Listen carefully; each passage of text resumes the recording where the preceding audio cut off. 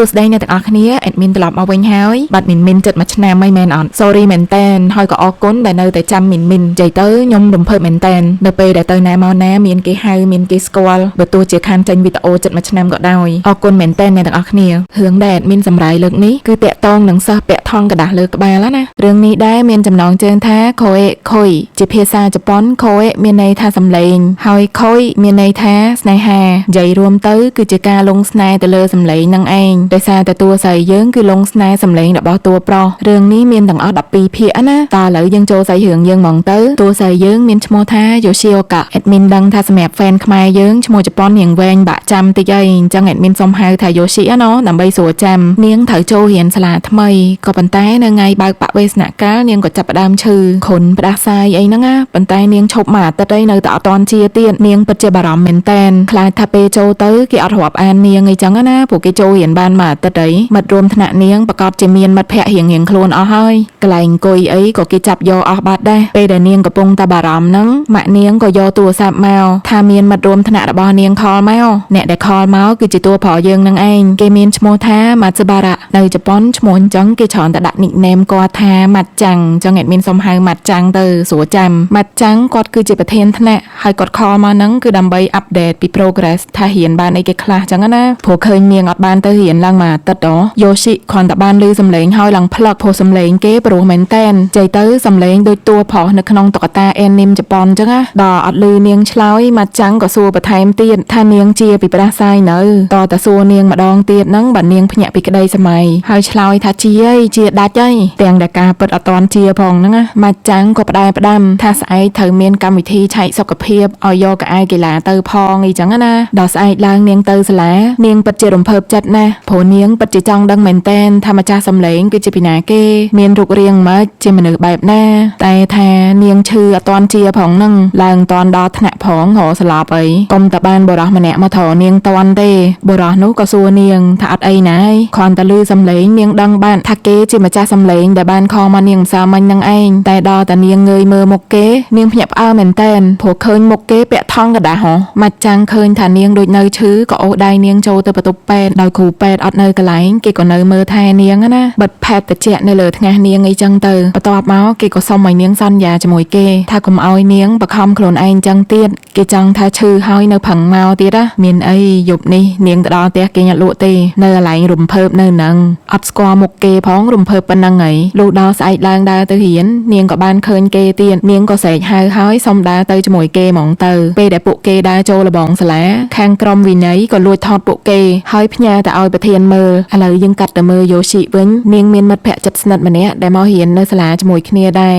នាងមានឈ្មោះថាអាគីពិតជាមានការងឿងឆ្ងល់មែនតែនថាហេតុអីបានជាម៉ាត់ចាំងពាក់ថង់កដាស់លើក្បាលតើមុខគេអាក្រក់ខ្លាំងឬក៏ម៉េចណោះអ្នកដែលឆ្ងល់មិនមានតែអាគីម្នាក់ទេអ្នកនៅក្នុងថ្នាក់នឹងពីណាគេក៏គេឆ្ងល់ដែរហើយការដែលគេបានក្លាយជាប្រធានថ្នាក់នេះក៏មិនមែនដោយសារគេឈ្នះឆ្នោតឡើយតែដោយសារតែគេបានស្ម័គ្រចិត្តទេសម្រាប់មិត្តភក្តិជិតស្និទ្ធរបស់គេនេះមិនអីទេព្រោះគេបានស៊ាំនឹងម៉ាត់ចាំងពាក់ថង់កដាស់ហ្នឹងហើយដោយសារពួកគេរៀនមួយគ្នាតាំងនៅទូចសម្រាប់តួស្រីយើងក៏មិនមែនថាមិនឆ្ងល់ទេក៏ប៉ុន្តែនាងអត់ហ៊ានសួរព្រោះនាងថាអត់ដឹងស្ថានភាពរបស់គេមិនផងខ្លាចគីឡូគេអត់ចង់ឲ្យដឹងពីមូលហេតុណាតែអាគិថានាងអត់ស្លូតដូចជាតួស្រីយើងទេអញ្ចឹងហើយទុកឲ្យនាងទៅសួរនិយាយបែបនេះហើយក៏ដើរទៅសួរចំមែនថាមិនបានពាក់អីនៅលើក្បាលអញ្ចឹងភ្លាមនោះក៏មានស្រីស្អាតម្នាក់ចេញមកការពារនាងមានឈ្មោះថាមីដូរីកាវ៉ាដោយនាងបានស្ម័គ្រចិត្តធ្វើជាប្រធានថ្នាក់ជាមួយម៉ាត់ចាំងដែរតែនាងមានការពារឈ្នះអាគិណាអាគិឈ្នះហ៎តតែមិត្តភក្តិម៉ាត់ចាំងចេញមកការពារ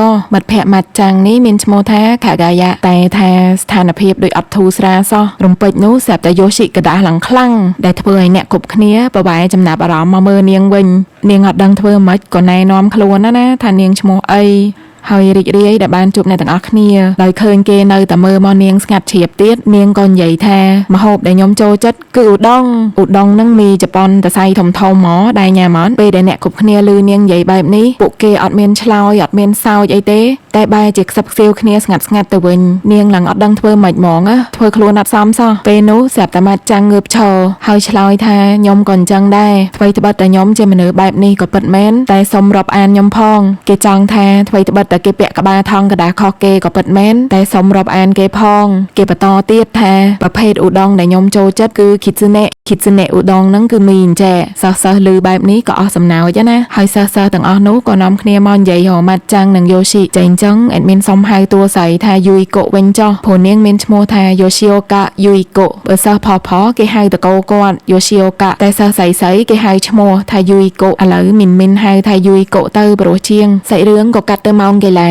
អ្វីត្បិតតែម៉ាត់ចាំងគាត់ពាក់ថង់កដាស់លើក្បាលមែនតែគាត់មើលឃើញច្បាស់ល្អណាគាត់បោះបាល់បាស្កេតចូលរហូតឃើញបែបនេះតួស្រីយើងរំភើបទៀតហើយថាគេលយដល់បានគេងាកមើលមុខនាងក៏អំភើបទៀតនាងប្រាប់អាគិថាមិញភ្នែកពួកគេមើលចំគ្នាអាគិថាហ្នឹងហើយបើសិនជាចាត់ទុកភ្នែកនៅលើថង់ហ្នឹងគឺជាភ្នែកហ្នឹងហើយបន្ទាប់មកខាងក្រុមវិន័យក៏មកហៅរឿងម៉ាត់ចាំងថាគេធ្វើខុសរូលសាលាអីចឹងណាដែលពាក់ថង់លើក្បាលហើយបខំឲ្យគេដោះថង់ហ្នឹងចេញបង្ហាញមុខឲ្យគេគ្រប់គ្នាឥឡូវហ្នឹងដើម្បីបង្ហាញថាហេតុអីបានជាត្រូវបង្ហាញមុខទៅឲ្យអ្នកទាំងអស់គ្នាបានដឹងប្រធានក្រុមវិន័យក៏ច្អល់ទៅសិស្សម្នាក់ដែលឈរនៅពីមុខយូអ៊ីកូណាមានអីសិស្សប្រុសហ្នឹងក៏ងាកខ្លួនចេញដែលធ្វើឲ្យការចង្អល់ហ្នឹងទៅចង្អល់ចំយូអ៊ីកូប្រធានក្រុមវិន័យថាអត់អីទេនាងក៏បានដែរជួយប្រាប់មើលថាគេម្នាក់ហ្នឹងជាមនុស្សបែបណាគេសួរហើយអត់ទុកពេលឲ្យយូអ៊ីកូឆ្លើយឡើយគេបែរជាបន្តទៀតថាឃើញទេពាក់ថង់លើក្បាលអញ្ចឹងគ្មានពីណាគេដឹងថាអ្នកឯងជាមនុស្សបែបណាឡើយហើយការដែលឲ្យមនុស្សបែបនេះមកធ្វើជាប្រធានថ្នាក់វានឹងជះឥទ្ធិពលមិនល្អទៅឲ្យសិស្សដទៃរំពេចនោះមីដូរីកាវ៉ាក៏ចេញមុខមកការពារនាងថានាងក៏ជាប្រធានថ្នាក់ដែរហើយម៉ាត់ស៊ូបារ៉ាគឹងគាត់គិតពីមិត្តរួមថ្នាក់ជាជាងអ្នកណាទាំងអស់ក៏ប៉ុន្តែប្រធានវិន័យគាត់ថាគាត់នៅតែអត់ផ្លាស់ប្ដូរគំនិតរបស់គាត់អញ្ចឹងមើលទៅដូចអត់ស្រួលកូនចៅគាត់ក៏ជួយបញ្ចុះមេណាថាអាចទុករឿងនឹងត្រឹមប៉ុណ្ណឹងសិនបានហើយព្រោះថ្ងៃហ្នឹងនៅមានការងារផ្សេងច្រើនទៀតដែលត្រូវធ្វើចឹងហើយប្រធានវិន័យក៏ផ្ដាំទៅម៉ាត់ចាំងថាចាត់ទុកថ្ងៃហ្នឹងជាការពមៀនទៅចុះនិយាយបែបនេះហើយក៏ដើរចេញទៅដោយសារតែយូអ៊ីកូជួយអីតួប្រុសយើងអត់បាននាងពិតជាសែតមែនតែនបន្ទាប់ពីម៉ោងនេះអ្វីត្បិតតែមុនពេលដើរចេញពីជីមគេបានប្រាប់នាងថាអត់អីទេកុំបារម្ភអីក៏ពិតមែនតែនាងមានអារម្មណ៍ថាសម្លេងរបស់គេអត់ដូចរាល់ដងវាហាក់ដូចជាគេចង់ឃ្លាតឆ្ងាយពីនាងអញ្ចឹងរបៀបថាអត់សូវចិត្តស្និទ្ធយើងទៅកលេចមើលនៅផ្ទះម៉ាត់ចាំងវិញសម្បីតែពេលជួបម្ដាយគាត់និងប្អូនគាត់ក៏គាត់នៅតែពាក់ថង់លើក្បាលដែរតតែចូលទៅក្នុងបន្ទប់គាត់បានគាត់ដោះក៏ប៉ុន្តែគេអត់បានបង្ហាញឲ្យយើងឃើញមុខគាត់ឡើយគ្រាន់តែដឹងថាគាត់ដូចជាសែតព្រោះគាត់បានសម័យឃើញឡើងវិញនៅពាក្យពេចន៍ដែលប្រធានវិន័យថាឲ្យហើយក៏ដកដង្ហើមធំណាដល់តែមើលយូអ៊ីកូវិញការដែលនាងអត់បានឆ្លើយសំណួរពីថ្ងៃមិញគឺដោយសារតែនាងអត់ទាន់បានដឹងរឿងអីពីម៉ាត់ចាំងមែនព្រោះនាងតែចូលរៀនថ្ងៃទី1ហ្នឹងផឹកថ្ងៃថ្មី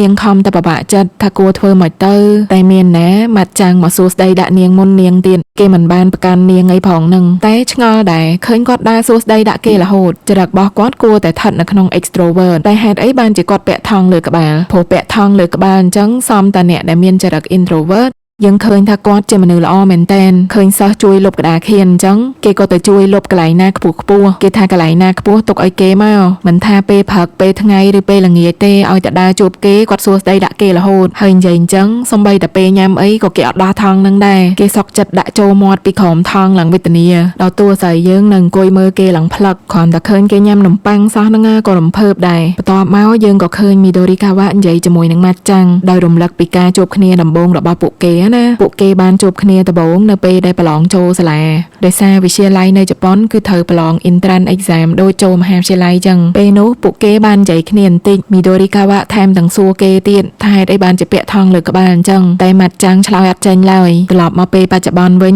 ញនាងប្រាប់ម៉ាត់ចាំងថាបើសិនជាលោកមានបញ្ហាអីដែលរំខានលោកខ្ញុំអាចជួយលោកបានណាស្ដាប់សម្ដីសម្ដៅហ្នឹងប្រហែលជាស្រឡាញ់ម៉ាត់ចាំងហ្មងណាមួយឃើញនាងជួយការពារគេរហូតយើងទៅមើលយូអ៊ីកូវិញនាងអង្គុយស្រាប់តែយកថង់កដាស់មកពាក់លើក្បាលដែរនាងចង់ដឹងថាម៉ាត់ចាំងមានអារម្មណ៍ម៉េចនៅពេលដែលពាក់ថង់លើក្បាលអញ្ចឹងអាគីចាំងឡើងភ្ញាក់ព្រឺតហ្មងថាធ្វើស្អីហ្នឹងអ្នកដើរកាត់ឡើងនាំគ្នាងាកមើលនាងគ្រប់គ្នាចឹងហើយអាគីចាំងក៏ដោះថង់កដាស់នោះចេញពីក្បាលនាងវិញពេលនោះស្រាប់តែឃើញនាងយំតែយើងអត់ដឹងថានាងយំរឿងអីឡើយសំបីតែនាងខ្លួនឯងក៏ហាក់ដូចជាអត់បានដឹងថាខ្លួនឯងយំទៅទៀតតើម៉ាត់ចាំងរាល់ដងលួចយំនៅក្នុងថង់កដាស់ហ្នឹងអត់ណោះដោយ2ថ្ងៃកន្លងផុតទៅឃើញម៉ាត់ចាំងនៅតែពាក់ថង់កដាស់ទៀតប្រធានវិន័យក៏មកហៅរឿងគេម្ដងទៀតមីនសុំហៅប្រធានវិន័យថា ថាខៃចូលទៅចោះសួរហៅគេបានសុំឲ្យម៉ាត់ចាំងដោះថងកដាស់ចេញពីលើក្បាលទៀតហើយម៉ាត់ចាំងឆ្លើយថាខ្ញុំដឹងថាការពាក់ថងកដាស់លើក្បាលនេះវាឆ្លើយក៏ប៉ុន្តែវាជារឿងតែម្យ៉ាងគត់ដែលខ្ញុំអត់អាចធ្វើបានខៃចូលក៏សុំឲ្យបកស្រាយហេតុផ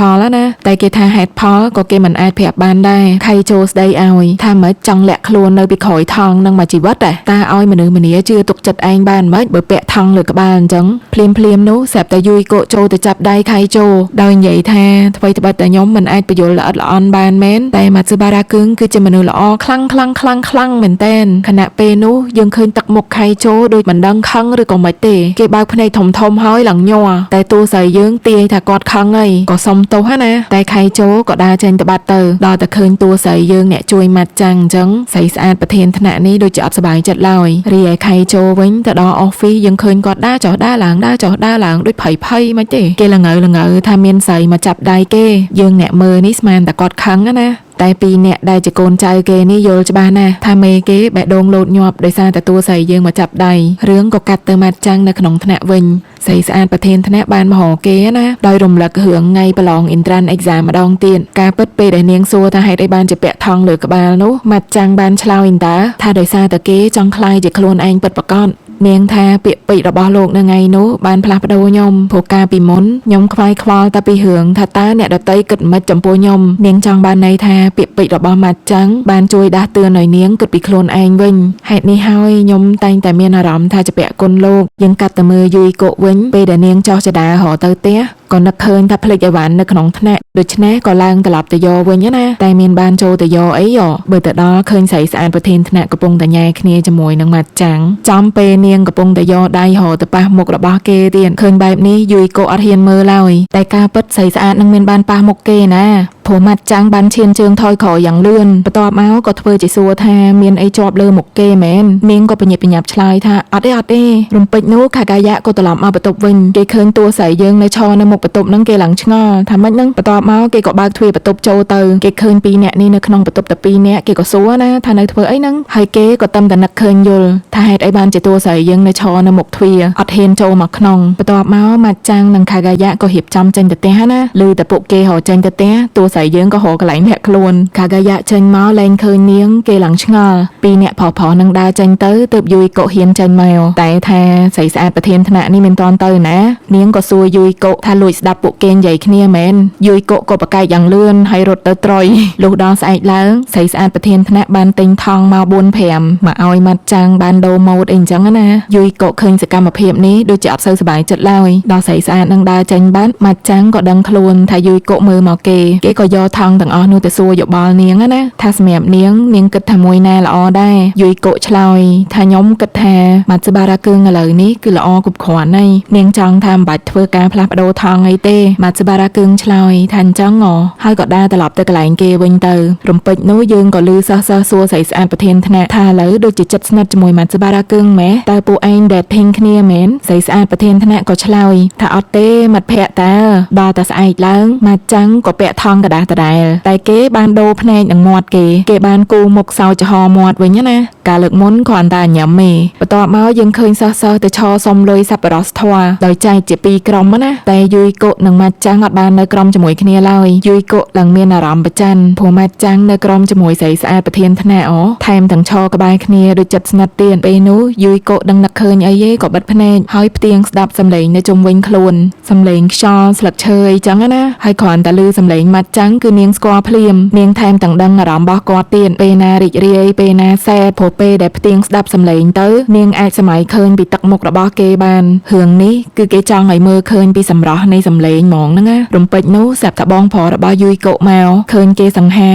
អាគិក៏ចូលមកនិយាយដែរដោយសុំឲ្យគេជួយលុយសប្បុរសធម៌មកនាងផងបន្ទាប់មកបងប្រុសយូយកុក៏ចាប់អារម្មណ៍ថាយូយកុមើលទៅបរិសម្នាក់មើលតាមកខ្សែភ្នែកនាងទៅក៏ឃើញនាងមើលម៉ាត់ចាំងដែលពាក់ថង់លើក្បាលតែប៉ុណ្នេះចប់បានបងប្រុសគេប្រហែលជាយកទៅប្រាប់ម៉ាក់ប៉ាគេហើយថាយូយកុលួចស្រឡាញ់បរិសដែលពាក់ថង់លើក្បាលគាត់ថែមទាំងលួចសួរអាគិបន្ថែមទៀតពីរឿងប្អូនស្រីគាត់ណាដែលធ្វើឲ្យអាគិឡើងអៀនព្រោះគេចូលមកគៀកនាងពេកដល់គាត់ដើរចេញទៅអាគិដូចរំភើបចិត្តដល់ហើយនឹងលងស្រឡាញ់បងប្រុសរបស់យូយកុហ្មងពេលដែលត្រឡប់ទៅសាលាវិញយើងឃើញថៃចូលមកដើររកយូយកុ ដល់ឃើញនាងហើយគេនិយាយអីអត់ចាញ់ឡើយឡើងញ័រយូយកុឃើញបែបនេះក៏សុំទោសគេណាព្រោះនាងគិតថាខៃជោខឹងនាងខ្លាំងកាលពីថ្ងៃមុននោះស្រាប់តែខៃជោគេស្រែកថាគេអត់បានខឹងទេមាត់ថាអត់ខឹងទេណាតែឡើងស្រែកដល់ចឹងយូយកុក៏គិតថាអូខៃជោខឹងនាងខ្លាំងអើយក៏សុំទោសគេម្ដងទៀតខៃជោក៏ស្រែកមកទៀតថាសុំទោសទៅអីខ្ញុំប្រាប់ថាអត់បានខឹងណាតែយូយកុនៅតែគិតថាគេខឹងចឹងព្រោះគេនិយាយតែឡើងតែសាយកអញ្ចឹងណាគេមិនគិតថាខឹង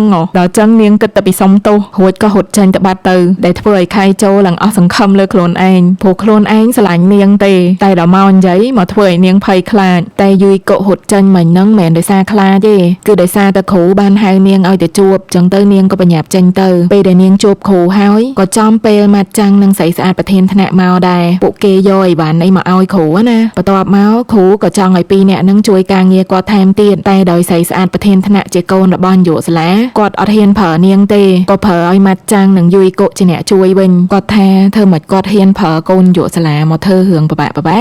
ឬបែបនេះម៉ាត់ចាំងក៏ឆ្លើយថាចាំគេជួយការងារនឹងជាមួយនឹងស្រីស្អាតប្រធានថ្នាក់ពួកអីយើងទាំងពីរគឺជាប្រធានថ្នាក់ដូចគ្នាហើយក៏សុំទោសយូយកុដោយប្រាប់ថានាងអាចត្រឡប់ទៅវិញបានអត់អីទេស្រីស្អាតប្រធានថ្នាក់លឺអញ្ចឹងសប្បាយចិត្តណាស់ព្រោះនាងអត់ចូលចិត្តឲ្យគេបែងចែកនាងដោយសារតែនាងជាកូននាយកសាលាឡើយរាល់ដងសំបីតែមិត្តរួមថ្នាក់ក៏រាប់អាននាងដោយសារតែនាងជាកូននាយកសាលាដែរមិនរាប់អាននាងជាមិត្តភក្តិដោយចិត្តស្មោះទេពេលដែលឃើញពីរអ្នកនឹងទៅជួយរៀបអីវ៉ាន់ឲ្យគ្រូយូយកុក៏សុំជួយដែរណាតែម៉ាត់ចាំងថាមិនបាច់ទេអត់អីទេត្រឡប់ទៅវិញចុះដល់អញ្ចឹងយូយកុក៏ត្រឡប់ទៅវិញទាំងសែតមុននឹងដើរផុតបន្ទប់គ្រូនាងក៏ឮស្រីស្អាតប្រធានថ្នាក់អរគុណម៉ាត់ចាំងតែធ្វើឲ្យយូយកុកាន់តែសែតថែមទៀតព្រោះស្រីស្អាតប្រធានថ្នាក់នៅបានសាសងគ្នាជាមួយម៉ាត់ចាំងតែម៉ាត់ចាំងគេរៀងទើសទាល់ដែរអន្តើគេបានតាមមើលយូយកុពីក្រោយទាំងក្តីបារម្ភការដែលម៉ាត់ចាំងសែតនេះគេមិនអាចលាក់ពីមិត្តសំណាប់របស់គេបានឡើយថ្មីត្បិតតែអត់ឃើញមុខគេក៏ពិតមែនតែខាកាយៈគេអាចមើលដឹងថាម៉ាត់ចាំងកំពុងតែសែតស្មានតែគេសែតរឿងអី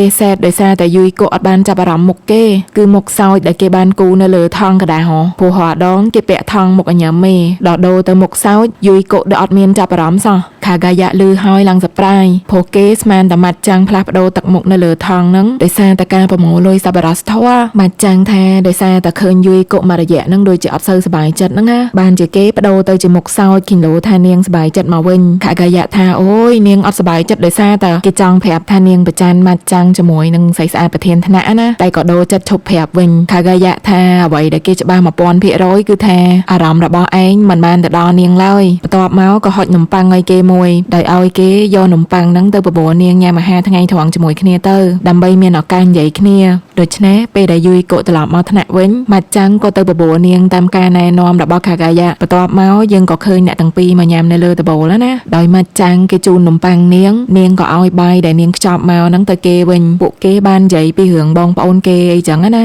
ហើយម៉ាត់ចាំងក៏សួរនាងថានាងដែរឆ្ងល់អត់ថាហេតុអីបានជាគេពាក់ថង់កដាស់នៅលើក្បាលពេលដែលគេសួរបែបនេះយូយកុបានចាប់អារម្មណ៍ថាសំឡេងគេញ័រដែលបង្ហាញថាគេកំពុងតែភ័យណាតើនាងនឹងបានឃើញមុខរបស់គេអត់ណោះព្រោះឃើញគេកំពុងតែយកដៃទៅចាប់ថង់ហ្នឹងហើយយើងឃើញថាពេលដែលយូយកុនិងម៉ាត់ចាំងញ៉ាំបាយជាមួយគ្នានៅលើតបូលនោះស្រីស្អាតប្រធានថ្នាក់បានឃើញហើយសែនមែនតែនព្រោះនាងខំរៀបចំថង់កដាស់ថ្មីដែលមានគូមុខថ្មីណាតែនាងបែរជាឃើញពីរអ្នកនេះសាសងគ្នាទៅវិញរីឯខៃជោវិញក៏បានទៅរកយូយកុនៅថ្នាក់ដែរអាគិថានាងអត់នៅទេមានការអីអាចផ្ដាំតាមនាងក៏បានដែរឬបែបនេះស្រាប់តែខៃជោនិយាយឡើងវែងថាឲ្យខ្ញុំសុំទោសដែលកាលពីថ្ងៃមុនធ្វើឲ្យនាងខ្លាចអាគិចាំងនឹងខំរសភៅរបិចយកមកកត់តែនិយាយបានតិចគេថាអត់កើត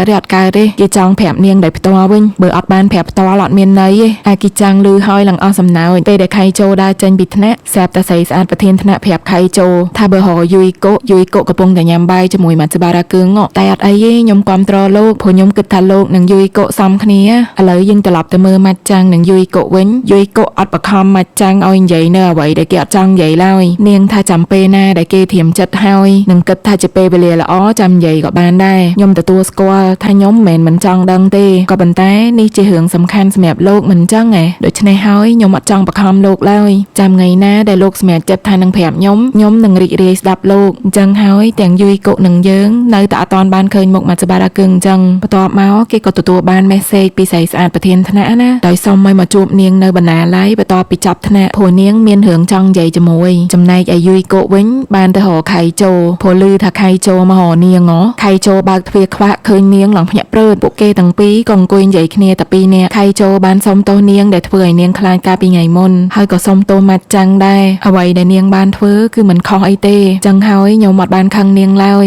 យូយកូឮហើយឡើងបើកភ្នែកធំធំបន្ទាប់មកក៏ធូរចិត្តណានាងថាខ្ញុំសប្បាយចិត្តណាស់ដែលមានឱកាសនិយាយជាមួយខៃជូព្រោះបើមិនចឹងទេខ្ញុំប្រកាសជាយល់ច្រឡំនិងគិតថាខៃជូជាមនុស្សគួរឲ្យខ្លាចហើយលុយបែបនេះខៃជូក៏លន់មាត់តិចតិចថាពិតជានារីដែលមានចិត្តល្អនិងសណ្ដោសប្រណីមែនខៃជូកំពុងតែរំភើបនឹងស្រាប់តែយូយកូថាម៉ាត់សបារ៉ាគឹងក៏អញ្ចឹងដែរគាត់ស្លូតចិត្តល្អនិងមនុស្សល្អមែនតែននាងនិយាយបែបនេះខៃជូឡើងដាច់អារម្មណ៍រំភើបអស់យើងទៅមើលម៉ាត់ចាំងវិញគេបានទៅរកស្រីស្អាតប្រធានថ្នាក់នៅបណ្ណាល័យតាមការណាត់ណាស្រីស្អាតប្រធានថ្នាក់ក៏ចាប់ផ្ដើមនិយាយថានាងតែងតែចង់ឃើញថាហូមភ្នែកលោកមិនខ្ទង់ច្រមុះលោកមិនថ្ងាសលោកមិនហើយការញឹមការសោយរបស់លោកមិនតែប៉ុណ្ណោះខ្ញុំក៏ចង់ដឹងដែរថាហេតុអីបានជាលោកពាក់ថង់កដាស់នេះរួចហើយក៏សុំឲ្យគេប្រាប់នាងណាតែម៉ាត់ចាំងថាសុំទោសខ្ញុំអត់អាចប្រាប់ឥឡូវបានទេតែខ្ញុំសន្យាថានៅថ្ងៃណាមួយនៅពេលដែលពេលវេលាល្អមកដល់ខ្ញុំនឹងប្រាប់អ្នកទាំងអស់គ្នាស្រីស្អាតប្រធានថ្នាក់ឮហើយឡើងសែតនាងថាខ្ញុំបានគិតថាពួកយើងទាំងពីរស្តៀងគ្នា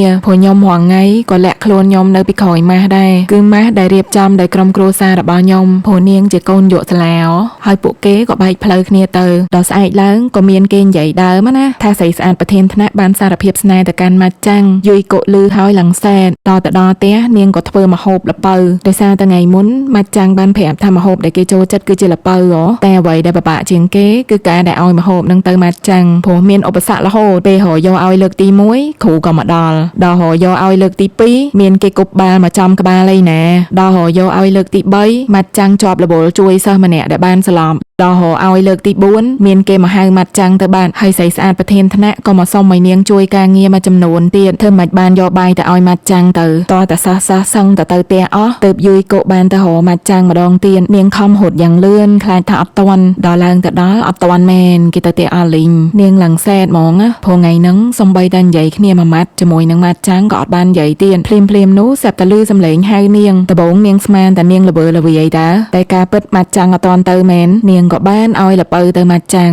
ដោយយកលេសថាសងនំប៉័ងថ្ងៃមុនណាម៉ាត់ចាំងក៏ទទួលយកទាំងសប្បាយចិត្តបន្ទាប់មកក៏ឃើញគេលូកដៃចូលមកនាងថ្នមដែលធ្វើឲ្យបេះដូងរបស់នាងលោតឌុកដាក់តែចង្អែអីនាងមកកដាស់ចំពេលហ្នឹងធ្វើឲ្យដាច់សង្វាក់អស់លីងពេលនោះយើងឃើញដៃរបស់ម៉ាត់ចាំងឡើងញ័រចឹងហើយពួកគេមានអង្គុយញ៉ាំមួយគ្នាណាម៉ាត់ចាំងបានយកលេសថាគ្រូហៅគេក៏ចេញមកអង្គុយញ៉ាំម្នាក់ឯងដល់ខាកាយ៉ាមកគេក៏ប្រាប់ខាកាយ៉ាថាខ្ញុំតែដឹងថាយូយកូសម្រាប់ខ្ញុំគឺជាមនុស្សពិសេសក៏ប៉ុន្តែនៅពេលដែលខ្ញុំយកដៃរកប៉ះនាងផ្នែកមួយចំហៀងទៀតរបស់ខ្ញុំបានស្រែកថាអាកំសាព្រោះអីខ្ញុំលាក់មុខរបស់ខ្ញុំដោយគ្មានបំណងចង់ប្រាប់នាងពីរឿងសម្ងាត់របស់ខ្ញុំផងទៅប្រាប់នាងថាស្រឡាញ់នាងមិនសមអូអញ្ចឹងតើបានជាពេលដែលគេលូកដៃទៅកាន់នាងគេដូចរៀងស្ទាក់ស្ទើរចិត្តបន្តិច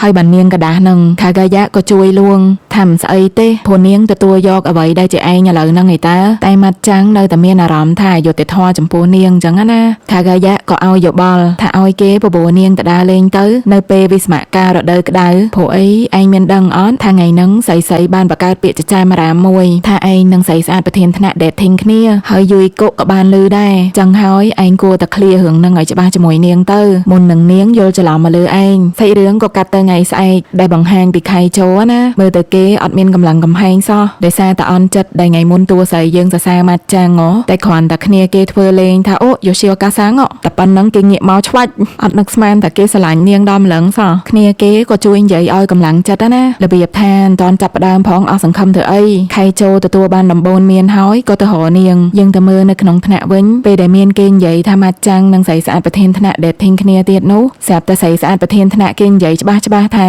ពួកយើងអត់មានអីគ្នាឡើយគឺគ្រាន់តែជាទំនាក់ទំនងរវាងប្រធានថ្នាក់និងប្រធានថ្នាក់ប៉ុណ្ណោះបន្ទាប់មកក៏ហៅយូយកូទៅជួយចោលសម្រាមជាមួយនាងយូយកូដើរចេញទៅបាត់អីបានតែឃើញខៃជោមកតែការពិតគេមិនមករកយូយកូណាគេមករកម៉ាត់ចាំងតែគេមិនទាន់ឲ្យយើងដឹងថាពីរអ្នក គេនិយាយពីអីឡើយក៏កាត់ទៅយួយកកនឹងស្រីស្អាតប្រធានថ្នាក់វិញខយពីយកសម្រាមបោះចោលហើយស្រីស្អាតប្រធានថ្នាក់ថាការពិតខ្ញុំពិតជាមានអារម្មណ៍ទៅលើម៉ាត់ចាំងមែនក៏ប៉ុន្តែឥឡូវវាចប់ហើយខ្ញុំក៏ឈប់ពាក់ម៉ាស់ទៀតដែរខ្ញុំនឹងធ្វើការសម្រេចចិត្តនឹងធ្វើអ្វីដែលខ្ញុំចង់ធ្វើអញ្ចឹងហើយខំប្រឹងឡើងយោសីកាសាំងកន្លែងហ្នឹងមានអារម្មណ៍ថាស្រីស្អាតប្រធានថ្នាក់ដូចលយដល់ហើយនាងមិនបានឈ្នះនេះយួយកកឡើយតែបែរជាជួយគ្រប់ត្រណាទាំងដែលវាធ្វើឲ្យបេះដូងនាងឈឺចាប់ក៏ដោយដល់តែខៃโจនឹងម៉ាត់ចាំងវិញខៃโจថាខ្ញុំបានសម្រេចចិត្តហើយខ្ញុំស្រឡាញ់យោសីកាសាំងមិនដឹងថានាងនឹងជ្រើសរើសពីណាទេតែខ្ញុំនឹងមិនបោះបង់ងាយៗឡើយខ្ញុំនឹងតស៊ូនឹងប្រកួតដោយយុត្តិធម៌គេនិយាយប៉ុណ្ណឹងហើយក៏ដើរចាញ់ទៅបាត់បន្ទាប់មកយួយកកក៏បានបុកគ្នាជាមួយនឹងម៉ាត់ចាំង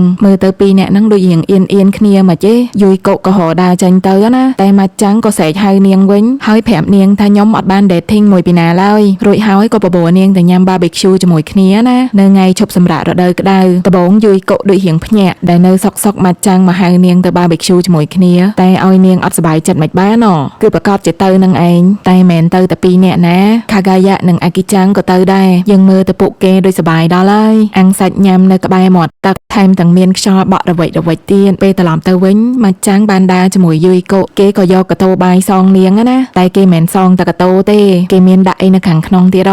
បើកមកគឺជាស្ករគ្រាប់យួយកកពិតជាសប្បាយចិត្តមែនតែនក្រោយពីវិស្មការរដូវក្តៅបានកន្លងផុតទៅនៅថ្ងៃចូលរៀនទី1នៃឆមាសទី2ស្រាប់តែយួយកកក្តៅខ្លួនអត់បានទៅរៀនទៀតទោះស្រីយើងអាសាក្តៅខ្លួនដល់ហើយពេលចេញពីរៀនអាគីចាំងក៏យក sticker មួយបិទនៅលើម៉ាត់ចាំងដោយប្រាប់ថាយួយកកឈឺហើយជួយមើលថែផងនៅលើ sticker ហ្នឹងនាងបានគូផែនទីទៅកាន់ផ្ទះរបស់យួយកកណាចឹងហើយម៉ាត់ចាំងក៏មករកផ្ទះនាងឃើញតែគេអត់ហ៊ានចូលទៅឡើយគេរកខលប្រាប់នាងសិនណាតែចៃដន្យម៉ាក់នាងមកដល់ល្មមក៏អញ្ជើញគេចូលផ្ទះហ្មងទៅយួយកកងើបពីគេងមកអត់បានដឹងថាម៉ាត់ចាំងមកឡើយក៏ដើរចេញមកប្រាប់ម៉ាក់នាងថានាងឃ្លាណាដល់តែកលេចឃើញម៉ាត់ចាំងនាងឡើងភ្ញាក់ព្រឺតហើយស្រែកឲ្យម៉ាត់ចាំងថាកុំមកចិត្តគឺដោយសារតែនាងខ្មាស់ម៉ាត់ចាំងហ្នឹងណាដែលម៉ាត់ចាំងបានមកឃើញមុខនាងពេលតែងើបពីដេកនាងក៏បែរខ្នងដាក់គេណាគេខំសុំទោសនាងដែរតែនាងអត់ឆ្លើយអីមួយម៉ាត់ចឹងហើយគេក៏ទៅវិញទៅដោយខ្លាចថាម៉ាត់ចាំងយល់ច្រឡំនាងក៏រត់ទៅតាមហើយចាប់ដៃគេដោយនិយាយថាមិនចឹងទេឲ្យខ្ញុំសុំទោសគឺដោយសារតែខ្ញុំអត់ចង់ចម្លងផ្ដាសាយទៅលោកហ្នឹងណារួចហើយក៏ធ្វើជាស្លាប់បាត់រឿងក៏កាត់ទៅថ្ងៃថ្មីនៅសាលាណាយួយកកជាអីបានត្រឡប់ទៅរៀនវិញហើយតែសិស្សប្រាប់ថាស្រីស្អាតប្រធានថ្នាក់បានផ្ទេរសាលាបាត់ហើយបន្ទាប់មកសិស្សក៏ពិភាក្សាគ្នាថាគួរតែធ្វើអីដើម្បីតំណាងថ្នាក់យើងនៅកម្មវិធីរបស់សាលាស្រាប់តែយួយកកបានគូមុខថង់កដាស់ជានំគុកគីហើយមានសិស្សស្រីម្នាក់លួចមើលហើយក៏ប្រកាសពេញថ្នាក់ណាថាម៉ាត់បារ៉ាគុកគីមិនដែរម៉ាត់ចាំងថាអត់អីទេបើសិនជាអ្នកទាំងអស់គ្នាពេញចិត្តគឺខ្ញុំយល់ព្រមដល់ពេលយួយកកដើរចេញពីថ្នាក់ក៏បានជួបគ្នាជាមួយខៃโจណាគេពាក់កៅអៅដូចទៅសម្ដែងនៅណាទៀតណាដល់គ្នាគេឡើងមកដល់ពួកគេថាក្រុមគេនឹងសម្ដែងរឿង Sleeping Beauty នៅថ្ងៃបុណ្យសាលាដោយឲ្យខៃโจធ្វើជាព្រះអង្គម្ចាស់តែមើលទៅខៃโจដូចអត់ចង់ធ្វើឡើយតោះតែយួយកកថាអូយលយសម្លៀកបំពាក់នេះក៏ស័ក្តិសមជាមួយលោកដែរឮតែនាងថាលយខៃโจមានកម្លាំងចិត្តឡើងពេញបបហ្មងលែងធុញទៀតហើយគេថែមទាំងអញ្ជើញនាងឲ្យទៅមើលការសម្ដែងរបស់គេទៀតតែថាការសន្ទនានេះម៉ាត់ចាំងបានឮគេឡើងសែតហ្មងដល់តែខៃโจបានដឹងថាថ្នាក់របស់នាងនឹងធ្វើគុកគីមុខម៉ាត់បារ៉ាគឹងគេឡើងសែតដែរសុំទោសឲ្យអ្នកទាំងអស់គ្នាតែមានម្ដងហៅតួប្រុសថាម៉ាត់បារ៉ាគឹងម្ដងម៉ាត់ចាំងហើយម្ដងហៅតួស្រីថាយួយកកម្ដងហៅថាយោសីកាសាំងដោយសារតែ culture ជប៉ុនការហៅឈ្មោះនឹងខុសគ្នាទៅតាមស្រីនិងប្រុសដែលធ្វើឲ្យមីនរៀងវល់បន្តិចចិត្តតែច្រឡំហៅឈ្មោះតាមតួអង្គហៅណាក្រោយពីឃើញហេតុការណ៍នេះម៉ាត់ចាំងគេខឹងខ្លួនឯងមែនតែនគេបានយកដៃទៅច្បាច់ថង់របស់គេឡើងកញីកញើអស់ខណៈពេលនោះយួយកកក៏មកដល់ម៉ាត់ចាំងងាកមកឃើញថង់ឡើងកញើយួយកកឡើងភ្ញាក់ហ្មងហើយសួរគេថាអត់អីទេដោយយកដៃទៅរកប៉ះកន្លែងកញើនោះតែនាងដឹងខ្លួនថាអត់សមក៏ដកដៃចេញវិញហើយសុំទោសគេណាថាខ្ញុំមិននៅសុកចង់ប៉ះលោកទេម៉ាត់ចាំងតបថាឲ្យតែជានាងអត់អីទេអីយ៉ាគេនិយាយបែបនេះគឺបានន័យថានាងពិសេសជាងគេយួយកកលឺហើយឡើងភ្ញាក់ថាបន្ទាប់មកនាងក៏បកស្រាយការពីពេលដែលម៉ាត់ចាំងទៅលេងផ្ទះនាងថាការពិតគឺដោយសារតែខ្ញុំខ្មាស់ខ្លួនឯងពេកទើបបានជាខ្ញុំទៅនិយាយឆ្លើយដាក់លោកទាំងដែលលោកខំមកសួរសុខទុក្ខខ្ញុំឲ្យខ្ញុំសុំទោសហើយក៏អរគុណដែលបានមកលេងខ្ញុំការពិតទៅខ្ញុំសប្បាយចិត្តណាស់ដែលលោកបានមកលេងតែពេលណាបានម៉ាត់ចាំងឲ្យដឹងថាហេតុអី បានជាគេពាក់ថងលើក្បាលចឹងណោះចង់ដឹងដល់ឯនេះហើយក៏ចង់ឃើញមុខគេដែរតែបើអ្នកដឹកនាំរឿងអត់ឲ្យយើងដឹងមានតែរងចាំទៀតសាច់រឿងគេបានកាត់ទៅថ្ងៃកម្មវិធីសាលាតែម្ដងដោយរាល់ដងម៉ាត់ចាំងនិងយូយកូធ្លាប់តែឃើញគ្នាពាក់ឯកសណ្ឋានសាលាហើយដល់ថ្ងៃនេះពាក់កៅអៅខ្ជូតខុសពីរាល់ដងពួកគេមើលគ្នាឡើងផ្លឹកដល់ខែចូលវិញគេខំប្រឹងទិញប៉ារ៉ូលព្រោះគេត្រូវឡើងសម្ដែងហើយយូយកូសន្យាថានឹងទៅមើលផងគេធ្វើអត់ល្អមិនកើតគេថែមទាំងទៅរកយូយកូដើម្បីរំលឹកនាងទៀតម៉ាត់ចាំងឃើញខែចូលមករកនាងគេក៏ព្យាយាមប្របែកកុំឲ្យពីរអ្នកនឹងបាននិយាយគ្នាណាដោយចេះតែហៅខែចូលឲ្យចូលហូបកាហ្វេនៅហាងរបស់គេហើយខែចូលក៏ចេះតែឆ្លើយបដិសេធថាអត់ទេគេមករកយូយកូតើដល់រំខានគេអត់កើតក៏ទុកឲ្យខែចូលនិយាយជាមួយយូយកូបន្តិចទៅយូយកូឆ្លើយថាប្រកាសហើយនាងប្រកាសចិត្តទៅមើលព្រោះនាងបានសន្យាតើឬបែបនេះម៉ាត់ចាំងឡើងសែតមុន30នាទីនៃការសម្ដែងស្រាប់តែហាងកាហ្វេរបស់យូយកូខ្វះកែវចឹងហើយយូយកូក៏ស្ម័គ្រចិត្តទៅរកពេលដែលនាងកំពុងទៅរកនោះក៏ឮគេផ្សាយណាថាការសម្ដែងរបស់ខែចូលចាប់ផ្ដើមហើយដូច្នេះនាងក៏បញ្ញាបញ្ញាប់រកកែវឲ្យឃើញហើយបញ្ញាប់ចេញទៅវិញក៏ប៉ុន្តែពេលដែលដើរចេញមកនោះក៏ឃើញកូនក្មេងម្នាក់យំអញ្ចឹងនាងក៏ត្រូវចំណាយពេលសួរកូនក្មេងនោះថាកើតអីហ្នឹងដល់ទៅមើលខែចូលគេបានលួចវែកវាំងននមើលក៏ឃើញថាកៅអីដែលគេបានរក្សាទុកឲ្យយូយកូនោះនៅទំនេរអត់ទាន់ឃើញយូយកូមកនៅឡើយទេដែលធ្វើឲ្យគេសែតមែនតែនការសម្ដែងក៏ចាប់ផ្ដើមមុនទៅដោយសិស្សប្រុសម្នាក់ដែលជាគ្នារបស់ខែចូលធ្វើជា Snow White ណាយើងទៅមើលយូយកូវិញនាងកំពុងតែដើរកាន់ដៃក្មេងប្រុសដែលយំមុននោះពេលនោះម៉ាត់ចាំងក៏បានឃើញពួកគេក៏ប្រាប់ឲ្យនាងទៅចោះទុកឲ្យគេជាអ្នកចាត់ចែងទាំងរឿងកែវទាំងរឿងក្មេងប្រុសឃើញនាងមានការសន្យាដ៏សំខាន់មួយមិនអញ្ចឹងហីឬបែបនេះទើបយូយកូហ៊ានចាក់ចេញទៅយើងកាត់ទៅមើលការសម្ដែងវិញពេលដែលខែចូលកំពុងតែនិយាយប្រូលស្រាប់តែ Snow White គេបើកភ្នែកមកឲ្យធ្វើមាត់ជប់ខែចូលឡើងចង់គាំងទៅតែអត់តាន់គាំងទេដល់គាំងមែនតែនគឺពេលដែលយូយកូមកដល់គេគាំងឡើងភ្លេចប្រូលហ្មងអ្នកនៅក្រោយឆាកខំឲ្យតម្រុយផងអីផងសាច់រឿងក៏កាត់ទៅម៉ាត់ចាំងវិញបន្តិចសិនយើងឃើញថាគេបានរកឃើញម៉ាក់របស់ក្មេងប្រុសហ្នឹងហើយត្រឡប់ទៅមើលការសម្ដែងវិញខែចូលគេនៅតែគាំងអញ្ចឹងដល់ចឹងអ្នកនៅក្រោយឆាកនេះក៏សាកទៅបិទភ្លើងរបៀបថាចង់បញ្ចប់សាច់រឿងហ្មងអីចឹងណាតែអ្នកបិទភ្លើងហ្នឹងបិទច្រឡំទៀតច្រឡំទៅបើកភ្លើងប្រចាំងទៅយូយកូរួចយូយកូហ្នឹងស្រាប់តែមកកោពុះគ្រូកហើយផោមអីណាអ្នកនៅក្បែរហ្នឹងឡើងនាំគ្នាយកដៃបិទច្រមុះតតែឃើញអញ្ចឹងបានខែចូលនិយាយចាញ់វិញតែគេមិននិយាយតាមប្រូលទេណាគឺគេនិយាយចាញ់ពីចិត្តគេតែម្ដងគេថាមិនថាពេលណាជាមួយអ្នកណាឡើយនាងតែងតែខំប្រឹងអស់ពីសមត្ថភាពមិនថាការសន្យាអ្វីទេនាងតែងតែចាត់ទុកថាសំខាន់ដោយសារតែនាងជាមនុស្សបែបនេះឯងទើបខ្ញុំចាប់អារម្មណ៍នាងពេលនោះដែរយើងឃើញថាម៉ាត់ចាំងក៏ដើរមកមើលដែរគេបានស្ដាប់ដែរអញ្ចឹងខែចូលបន្តទៀតដោយដើរខិតទៅខាងមុខឲ្យកាន់តែជិតនាងណាថាខ្ញុំស្រឡាញ់នាងអ្នកនៅក្នុងសាលឡើងហូរហ្មងដល់ម៉ាត់ចាំងវិញឮហើយឡើងសែនថ្វីត្បិតតែថងនៅលើក្បាលគេញ៉ាំមែនក៏ដឹងតែសែតដែរដល់យូយកូវិញក៏រំភើបដែរតែនាងដូចជាអត់តន់ច្បាស់ថាវាមានន័យថាម៉េចឡើយដល់ពេលចប់ការសម្ដែងខែចូលក៏មករកនាងណានាងក៏ប្រាប់ខែចូលថាវាជាលើកទី1ហើយដែលនាងមានអារម្មណ៍រំភើបបែបនេះឥឡូវនេះគឺនៅរំភើបឡើយទេឬបែបនេះខែចូលខំតែសប្បាយចិត្តស្រាប់តែនាងបែរជានិយាយថាលោកពិតជាប្រកែសម្ដែងម៉ែខ្ញុំភ្ញាក់ផ្អើលមែនតែនដែលឃើញលោកសម្ដែងបានល្អយ៉ាងនេះ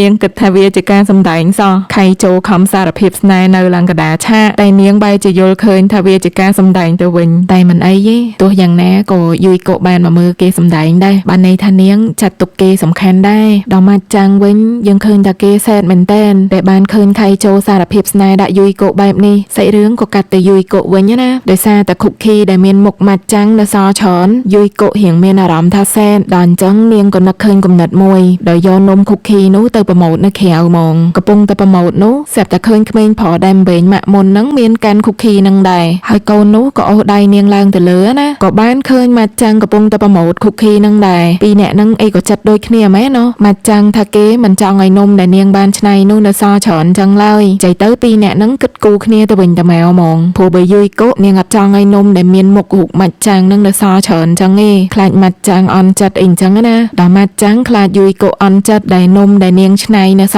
ច្រើនចឹងហើយពីរអ្នកគេក៏ឈរប្រម៉ូទមួយគ្នាហ្មងទៅដល់តែនិយាយប្រូលប្រម៉ូទដូចគ្នាក្នុងពេលតែមួយក៏ធ្វើឲ្យពួកគេរំភើបដែរហាក់ដូចជាបានច្រៀងរួមគ្នាអញ្ចឹងណាពួកគេឡើងសប្បាយហ្មងរួចចង្រៃអីខែចូលបានមកឃើញសកម្មភាពនេះដែលធ្វើឲ្យគេឡើងសែនហើយដល់យូយកូបានឃើញខែចូលនាងក៏រត់ទៅរកគេដែលធ្វើឲ្យម៉ាត់ចាំងជាអ្នកសែតម្ដងយូយកូក៏ឲ្យគុកគីមកកញ្ចប់ ប់ទៅខៃโจណាដោយប្រាប់ថាវាជាគុកគីដែលមានមុខជាម៉ាច់ចាំងឬតែគុកគីមានមុខម៉ាច់ចាំងខៃโจឡើងសែតម្ដងទៀតយើងទៅមើលអាគីចាំងវិញនាងឮថាបងប្រុសយូយកុមក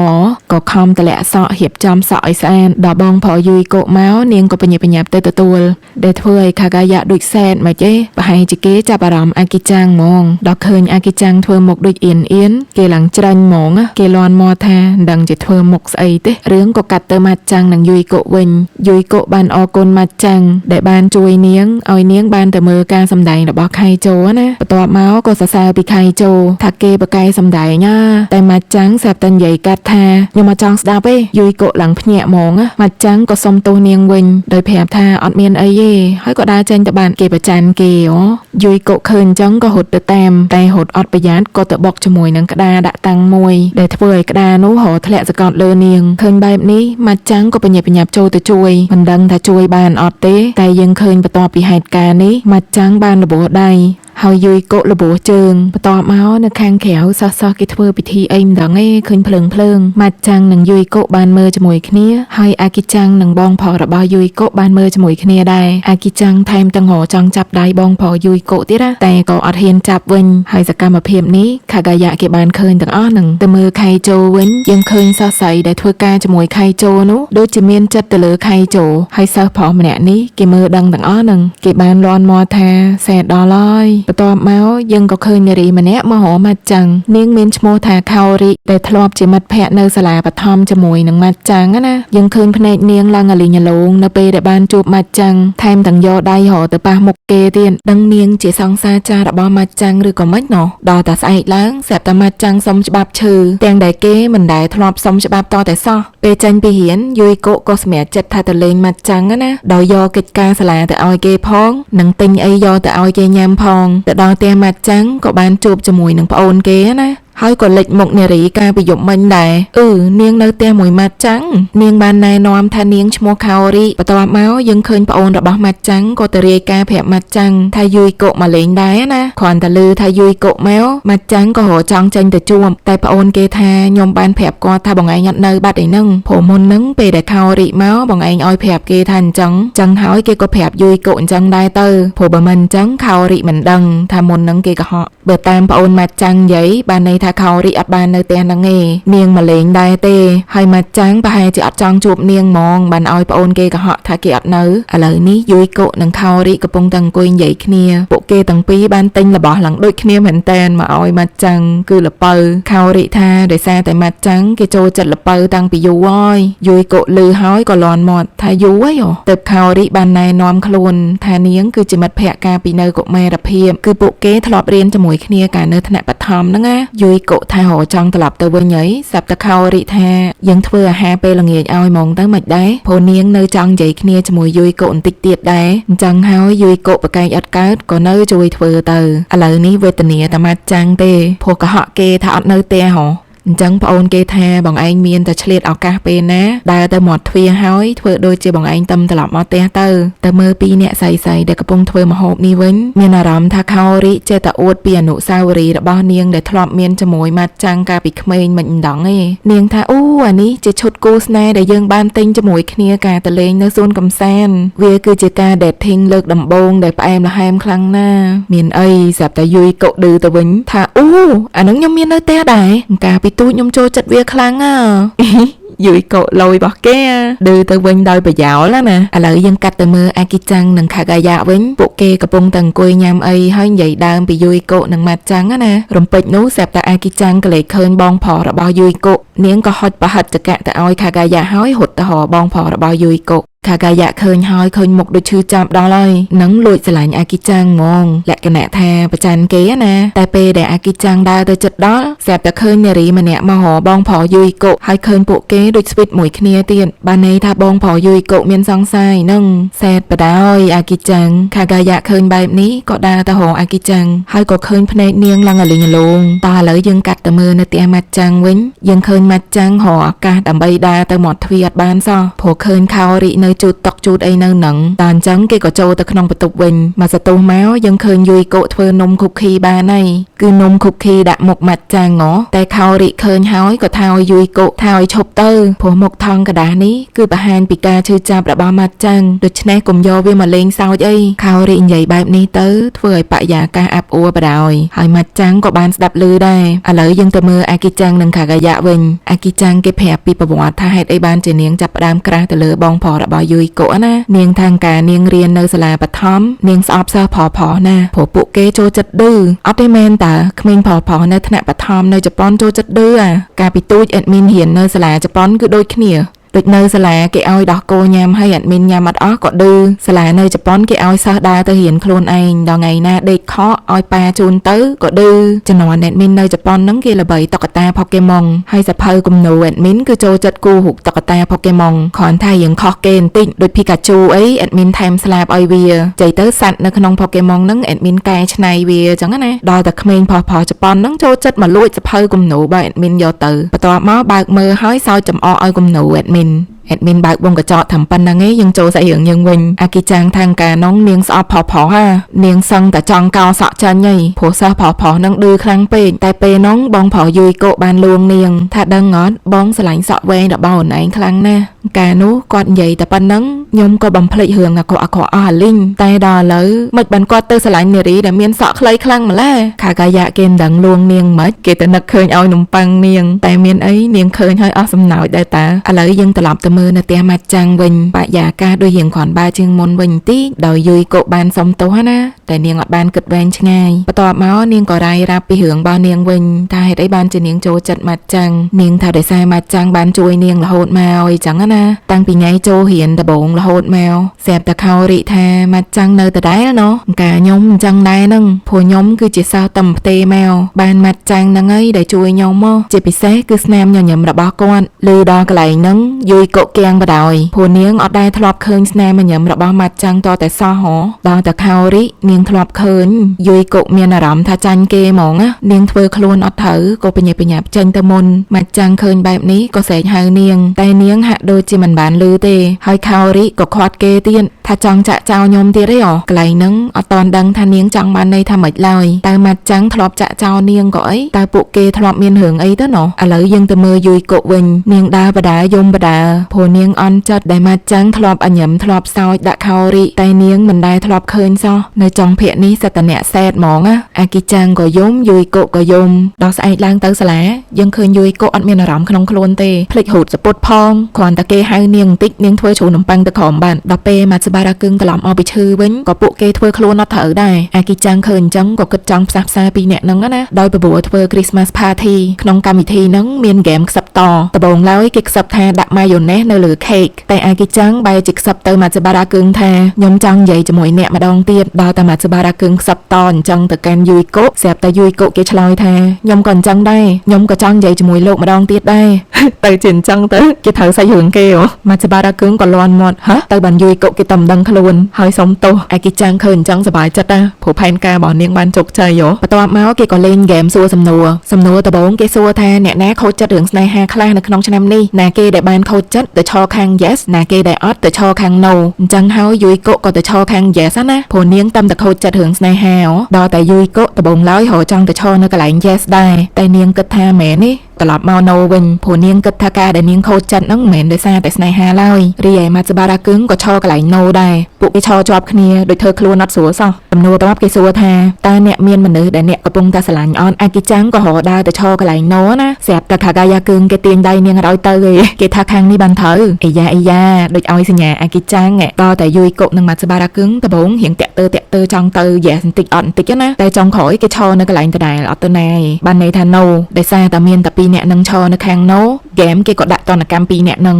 ដោយឲ្យ2អ្នកនឹងទៅទិញទឹកក្រូចណាដែលផ្ដល់ឱកាសឲ្យ2អ្នកនឹងបាននិយាយគ្នាពួកគេនិយាយគ្នាពីរឿងវ៉ាកងតូចថាមានគម្រោងទៅណាអត់អីចឹងណាបន្ទាប់មកសុកស្រាប់តែយួយកកឈប់ដើរនាងថានាងបានកុហកមុននឹងពីរឿងដែលថាខ្ញុំអត់មានមនុស្សដែលខ្ញុំកំពុងតែស្រឡាញ់នោះនាងកំពុងតែរកសារភាពអីហ្នឹងណាស្រាប់តែខោរិមកកាត់សង្វាក់អីណាដោយប្រពន្ធម៉ាត់សបារ៉ាគឹងទៅផាធីជាមួយគ្នាពេលនោះស្រាប់តែខៃចូលមកឃើញទៀត អើយវល់ហ្មងយាយកុឃើញអញ្ចឹងក៏ធ្វើជាថាអូខ្ញុំទៅទិញទឹកក្រូចសិនហើយក៏រត់ចាក់ចេញទៅពេលនោះម៉ាត់សបារ៉ាគឹងរចង់រត់ទៅតាមដែរតែខោរីបានចាប់ដៃគេជាប់នាងថានាងចង់និយាយពីរឿងថ្ងៃមុនតបន្តិចដល់តែយាយកុរត់កាត់ខៃជោទៀតថាយាយកុទៅឈឺចាប់ខៃជោនេះរត់តែឈឺចាប់ទៀតគេថាគេចង់ឃើញនាងញញឹមតែប៉ុណ្ណឹងក៏គេអស់ចិត្តដែរស្រីស្អាតគ្នាខៃជោនេះក៏ហ៊ុនខៃជោថាទៅរកនាងទៅឲ្យលឿនឡើងដូច្នេះខៃជោក៏រត់ទៅតាមយាយកុណាទុកឲ្យស្រីស្អាតនេះឈឺចាប់ម្ដងព្រោះនាងលួចស្រឡាញ់ខៃជោនាងថានាងចង់ឲ្យខៃជោមានសុភមង្គលតែប៉ុណ្ណឹងគឺនាងអស់ចិត្តហើយតោះឥឡូវយើងត្រឡប់ទៅមើលម៉ាត់សបារ៉ាគឹងនិងខោរីវិញនាងសួរថាខឹងខ្ញុំមែនដែលខ្ញុំបានកុហកយាយកុថាខ្ញុំធ្លាប់ឃើញស្នាមញញឹមរបស់លោកហានាងកុហកហ្នឹងបានន័យថាការពិតនាងអត់ដែលឃើញគេញញឹមដែរសោះហ្នឹងម៉ាត់សបារ៉ាគឹងឆ្លើយអត់អីទេព្រោះវាជាកំហុសរបស់ខ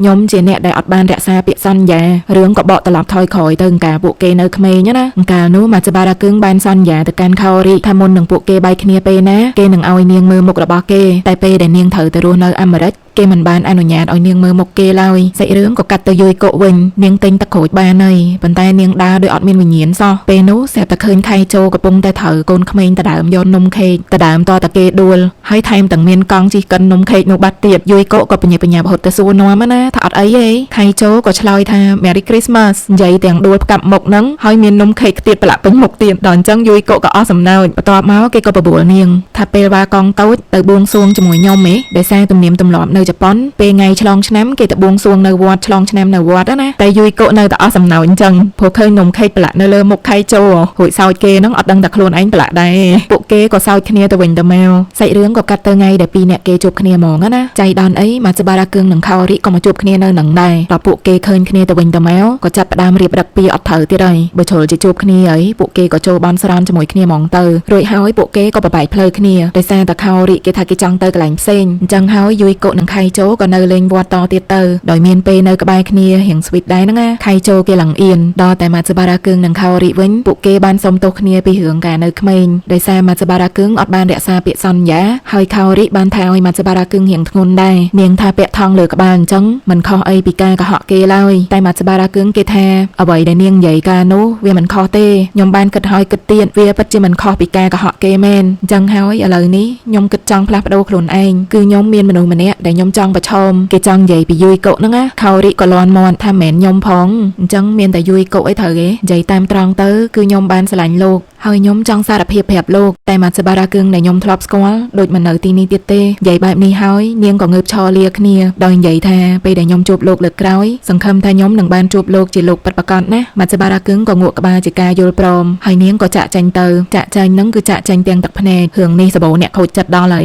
យឥឡូវយើងត្រឡប់ទៅមើលខៃជោនិងយាយកុវិញខៃជោគេដាច់ចិត្តសារភាពហើយថាគេស្រឡាញ់នាងដែលធ្វើឲ្យនាងអេះអញអត់ដឹងឆ្លើយថាមិនឡើយខៃជោឃើញអញ្ចឹងក៏និយាយថាអត់អីទេខ្ញុំអត់ទាមទារឲ្យនាងឲ្យចម្លើយមកខ្ញុំឡើយគឺខ្ញុំគ្រាន់តែចង់ប្រាប់ពីអារម្មណ៍ពិតរបស់ខ្ញុំទៅកាន់នាងតែប៉ុណ្ណោះអរគុណណាស់ដែលនាងព្រមមកជួបខ្ញុំថ្ងៃនេះយាយកុអត់ដឹងធ្វើម៉េចក៏អោន90ដឺក្រេជាការអរគុណនិងសុំទោសណាហើយពួកគេក៏បែកផ្លូវគ្នាទៅសាច់រឿងក៏កាត់មកថ្ងៃចូលកងវិញណាយាយកុនិងម៉ាត់សបារ៉ាគឹងមានរឿងចង់និយាយរៀងៗខ្លួនចឹងទៅពួកគេក៏ឡើងទៅនិយាយគ្នានៅតបូឡាគាម៉ាត់សបារ៉ាគឹងថានាងធ្លាប់ឆ្ងល់ត្រូវទេថាហេតុអីបានជាខ្ញុំពាក់ថងលើក្បាលហើយខ្ញុំអាចប្រាប់នាងពេលណាក៏បានដែរឲ្យតែខ្ញុំស្ម័គ្រចិត្តចង់ប្រាប់ការពិតទៅរឿងគឺកើតឡើងនៅពេលដែលខ្ញុំរៀនថ្នាក់ទី3កាលនោះម៉ាក់ខ្ញុំបានស្លាប់ហើយខ្ញុំពិតជាសែតមែនតែនតែដោយខ្ញុំអត់ចង់ឲ្យម៉ាក់ខ្ញុំឃើញមុខសែតរបស់ខ្ញុំក៏តែងតែសើចនៅមុខម៉ាក់ខ្ញុំគេចង់និយាយពី fake smile ស្នាមញញឹមខ្លាំងខ្លាយតាំងពីនងមកមុខខ្ញុំដូចជាដាក់ default ក្នុង program ចឹងតែធ្វើឲ្យខ្ញុំលែងចេះបង្ហាញពីអារម្មណ៍ពិតហើយអ្នកនៅជុំវិញខ្ញុំគេតែងតែឆ្ងល់ថាខ្ញុំកំពុងតែគិតអីដល់យូរទៅខ្ញុំក៏នៅឯកោម្នាក់ឯងលែងមានអ្នកចង់រាប់រកខ្ញុំលុះដល់ចូលដល់ថ្នាក់ទី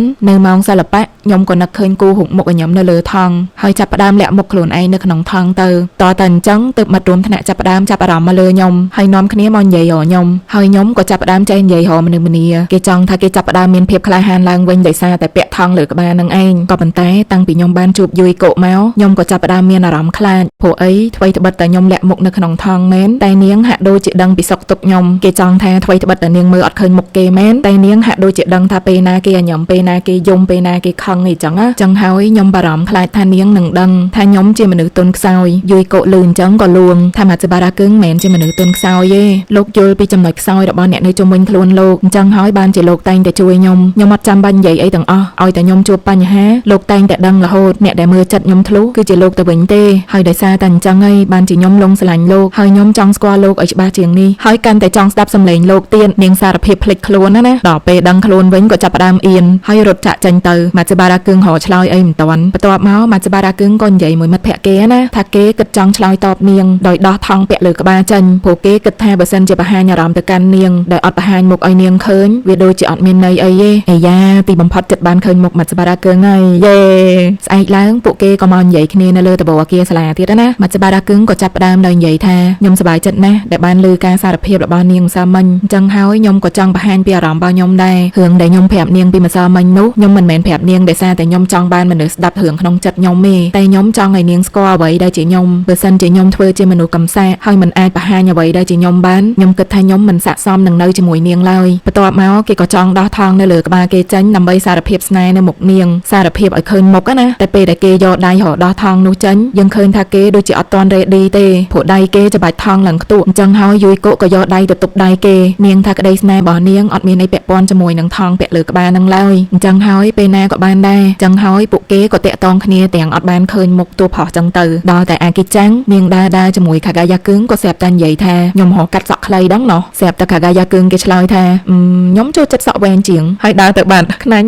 តែថាម៉ាត់បារ៉ាគឹងគេនៅតែបារម្ភចឹងអ្វីត្បិតតឥឡូវនេះពួកគេសប្បាយរីករាយមែនតែពេលណាដែលនាងបានឃើញមុខខ្ញុំតើយើងនឹងនៅតែសប្បាយរីករាយអញ្ចឹងទៀតអត់ហើយតើអ្នកទាំងអស់គ្នានឹងទទួលយកខ្ញុំពេលដែលអត់មានថង់ពាក់លើក្បាលអត់មានថ្ងៃមួយខៃជូក៏ជួយឲ្យយោបល់គេឲ្យគេទុកចិត្តមនុស្សនៅជុំវិញខ្លួនណាគឺគេចង់បានន័យថាមានថង់ពាក់លើក្បាលអត់វាអត់សំខាន់ទេសំខាន់ខ្លួនយើងគឺនៅតែជាខ្លួនយើងអញ្ចឹងគឺអត់មានអីផ្លាស់ប្ដូរឡើយបន្ទាប់ពីបានស្ដាប់ខៃជូហើយគេក៏មានភាពក្លាហានហើយយូយកូទៅបង្ហាញមុខគេណាយូយកូក៏គិតដូចគ្នាដែរថាម៉ាត់បារ៉ាគឹងនៅតែជាម៉ាត់បារ៉ាគឹងទោះជាមានថង់ពាក់លើក្បាលឬមិនមានក៏គ្មានអ្វីផ្លាស់ប្ដូរឡើយតែទោះយ៉ាងណាគ្នានៅតែភ័យអញ្ចឹងយូយកូឃើញគេភ័យក៏យកដៃទៅកាន់ដៃគេហើយងក់ក្បាលឲ្យជាកម្លាំងទីបំផុតគេដោះថង់ពាក់លើក្បាលបានសម្រេចឯអ្នកទាំងអស់គ្នាហើយយើងឃើញមុខយូយកូដូចរៀងភ្ញាក់ផ្អើលបន្ទាប់មកនាងធ្វើមុខដូចអៀនហើយម៉ាត់បារ៉ាគឹងក៏សារភាពស្នេហ៍ទៅកាន់នាងណាថាបងស្រឡាញ់អូនជាមួយនឹងមុខពិតរបស់គេតែថារឿងគេអត់បង្ហាញមុខតួប្រុសអីសោះគេឲ្យឃើញតែខ្លួនខំមើលតាំងពីភាគ1ដល់ភាគ12គឺថាគេអត់ឲ្យឃើញមុខតួប្រុសទេចាសាំរឿងហ្មងយូយកូក៏ញ៉ាំអៀនហើយងក់ក្បាលគឺនាងចង់បញ្ជាក់ថាអត់អីទេនាងនៅតែស្រឡាញ់គេអញ្ចឹងចិត្តរបស់នាងអត់បានប្រែប្រួលឡើយហើយសាច់រឿងក៏កាត់ទៅថ្ងៃ graduation ណាស្រីស្អាតនៅសមាគមនិស្សិតគេមកសុំលេវទី2របស់ខៃជូដោយសារគេមានជំនឿថាបើយកលេវទី2បានគឺដូចយកបេះដូងបានអញ្ចឹងតែថាខៃជូអត់យល់ទេគេបានដោះអាវឲ្យនាងតែម្ដងដល់តែខាហ្គាយ៉ាគឹងវិញគេសួរអាគីចាំងថាអង្ការបានកាត់សក់នាងឆ្លើយថាខ្ញុំដូរចិត្តអីគីងលោកថាចូលចិត្តសក់វែងជាងអីអត់សារភាពទៅកាន់នាងឥឡូវនាងសារភាពវិញហើយនាងនិយាយចឹងហើយធ្វើមុខឡើងស្លើទៀតកុំប្រាប់ថាអត់យល់តែអត់យល់ស៊ីម្ដាយយ៉ងតោះឥឡូវយើងទៅមើលម៉ាត់បារ៉ាគឹងវិញឥឡូវគេឈប់ពាក់ថង់លើក្បាលហើយអ្នកទាំងអស់គ្នាអ្នកណាក៏បានស្គាល់មុខគេដែរឥឡូវលើកលែងតែអ្នកមើលឯងសាំរឿងហ្មងអត់ឲ្យឃើញមុខហើយរឿងក៏ចប់ដោយបរិបូរត្រឹមតែប៉ុណ្នេះអ្នកទាំងអស់គ្នាអត់បានឃើញមុខទេបន្ទាប់ពីរឿងហ្នឹងហើយអេដមីនអត់ដឹងថាម៉ែនខែទៀតបានចេញទៀតទេនេះពួកអីអេដមីនពិតជារវល់មែន sorry អ្នកទាំងអស់គ្នាអរគុណច្រើនបាយបាយ